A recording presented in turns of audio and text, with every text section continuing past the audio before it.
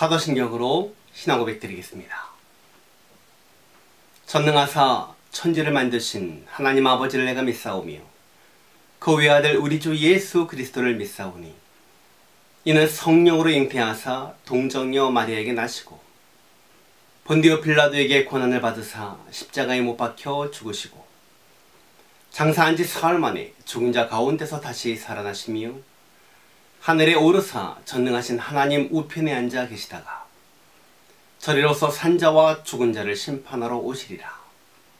성령을 믿사오며 거룩한 공회와 성도가 서로 교통하는 것과 죄를 사하여 주시는 것과 몸이 다시 사는 것과 영원히 사는 것을 믿사옵나이다. 아멘. 차도가 380장입니다.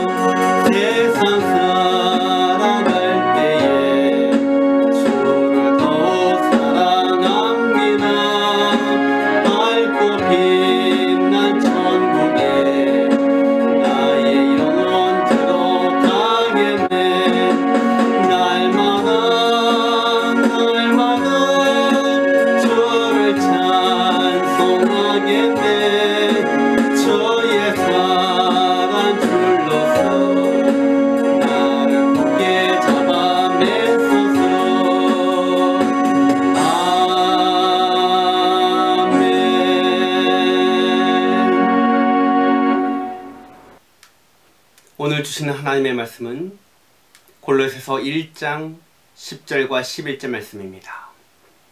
제가 봉독해 올리겠습니다.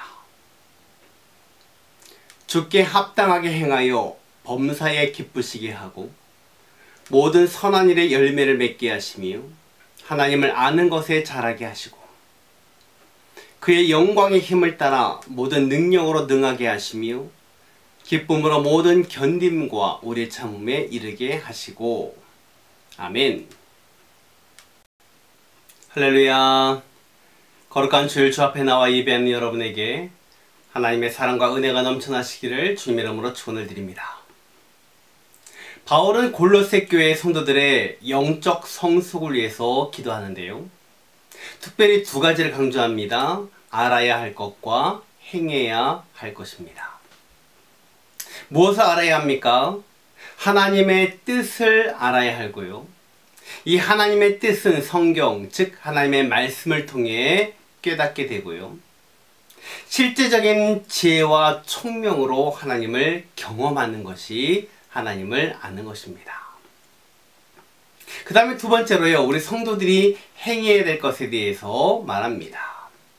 10절입니다. 주께 합당하게 행하여 범사에 기쁘시게 하고 모든 선한 일에 열매를 맺게 하시며 하나님을 아는 것에 자라게 하시고. 주께 합당하게 행하여 라고 말하고 있습니다. 여러분, 기독교는요 결코 지식을 위한 지식을 강조하지 않습니다. 언제나 행함을 전제로 한 지식을 말하고 있는 거예요. 사도 바울은요 성도들의 생활의 본질이 무엇이냐? 바로 주께 합당하게 행하는 것이라 라고 말하고 있습니다. 여기서 합당하게 행한다라는 말을 다른 말로 바꾸면요, 예수님의 그 주님의 마음과 뜻에 일치하는 것을 말하고 있습니다. 우리 주님이 의로우신 것처럼 나도 의롭게 살고, 우리 주님이 거룩하신 것처럼 나도 거룩하게 살고, 우리 주님이 사랑하신 것처럼 나도 사랑하는 삶을 사는 것을 말하고 있습니다. 그것이 바로 합당한 삶인 거예요. 믿습니까? 그러면 어떻게 사는 것이 합당하게 행하는 삶일까요? 10절 다시 봅니다. 주께 합당하게 행하여 범사에 기쁘시게 하고. 우리는요, 언제 어떤 일을 할 때에 하나님을 기쁘시게 할 수 있을까요? 바로 범사에입니다.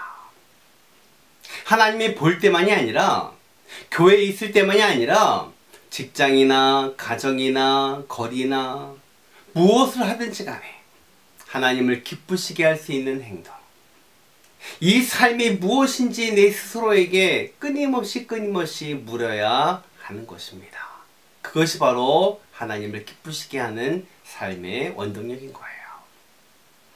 여러분, 인간은요, 본능적으로 자신을 기쁘게 하려는 성향이 있습니다.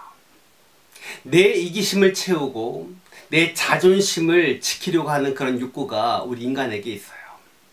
그러므로 우리가 그리스도인으로서 정말 하나님을 기쁘시게 하는 삶을 살기 위해서는요, 철저히 내 자신을 부인하는 삶을 살아야 하는 것입니다. 하나님을 기쁘시게 할 수 없는 그런 행동을 과감하게 포기하는 것, 그리고 매 순간마다 주님을 기쁘시게 하는 행동을 선택하는 것, 그것이 바로 우리 그리스도인들의 삶인 것입니다. 믿습니까? 그러면 우리가 추구해야 할 정말 성숙한 삶이 무엇일까요? 바로 첫 번째로는요, 선한 열매를 맺는 삶입니다. 10절 다시 봅니다. 주께 합당하게 행하여 범사에 기쁘시게 하고 모든 선한 일에 열매를 맺게 하시며.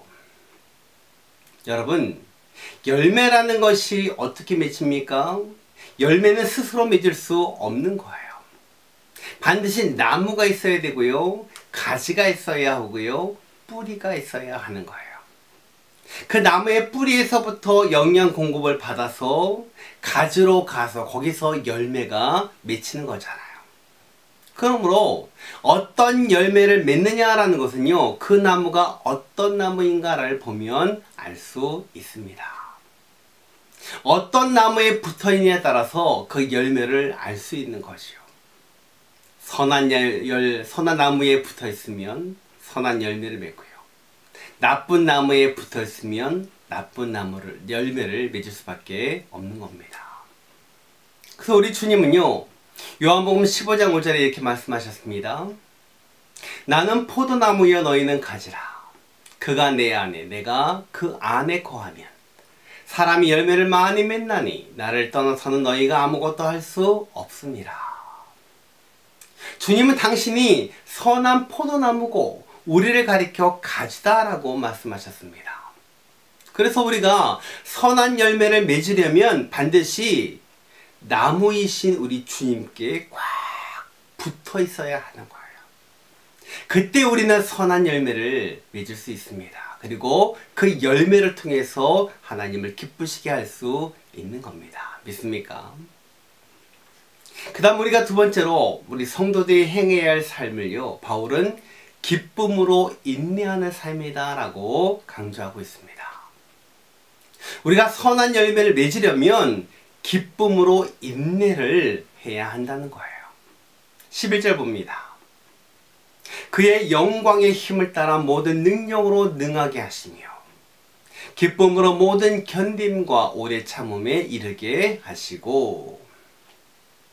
우리가 선한 열매를 맺으려면요, 인내라는 과정이 필요합니다. 봄에 씨앗을 뿌리고요, 여름에 뜨거운 태양을 견뎌내야 가을에 출소할 수가 있잖아요. 따라서 선한 열매를 맺기 위해서는요, 과정을 거쳐야 되는 겁니다. 근데 사람들은 이 과정을 생략한 채 그냥 열매만 따먹으려고 하고 있어요. 그러나 여러분, 인내라는 열매는요, 그냥 얻어지는 것이 아닙니다. 반드시 그 과정을 통해서 만들어지는 겁니다. 그 과정을 통과를 해야 인내라는 열매를 얻는 겁니다. 근데 많은 그리스도인들은요, 환경이 어려워지면 거기서 그냥 포기해버리고 맙니다. 그 과정을 그냥 없애려고 합니다. 이기려고 하지 않아요. 그러니 거기에는 열매가 없는 거죠. 금세기 최고의 설교자였던 스펄전 목사님은 이렇게 말합니다. 인내를 통해서 달팽이는 노아의 방주에 오를 수 있었다. 여러분, 인내라는 과정을 통과를 해야 거기에 아름다운 열매가 있다는 것을 기억하시기 바랍니다.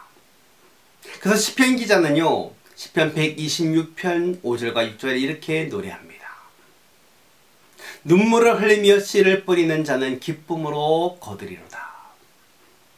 울며 씨를 뿌리러 나가는 자는 반드시 기쁨으로 그 곡식단을 가지고 돌아오리로다. 아멘. 말씀을 줄입니다. 사도 바울은요, 우리 성도들이 이 세상에 살면서 영적으로 성숙한 삶을 살기 위해서 행해야 할 것에 대해서 무엇인지 말하고 있습니다. 그것은 바로 범사에 하나님을 기쁘시게 하는 삶이에요. 하나님을 기쁘시게 하는 삶은 바로 선한 열매를 맺는 삶이요, 기쁨으로 인내하는 삶인 것입니다. 사랑하는 성도님들, 범사에 하나님을 기쁘시게 하는 삶을 위해서 우리 주님께 꼭 붙어 있어서 선한 열매를 맺고 기쁨으로 인내하는 삶으로 늘 승리하는 우리 모든 성도님들이 다 되시기를 주님 이름으로 축원을 드립니다. 기도하겠습니다. 지금은 우리 구주 예수 그리스도의 은혜와 하나님 아버지의 극진하신 사랑하심과 성령의 충만하신 은혜가 범사에 하나님을 기쁘시게 하는 삶을 살기 위해 선한 열매를 맺으며 기쁨으로 인내하는 삶을 살아 늘 승리하며 살기를 소원하는 사랑하는 모든 성도들 머리 위에 지금부터 영원토록 함께 있을지어다. 아멘.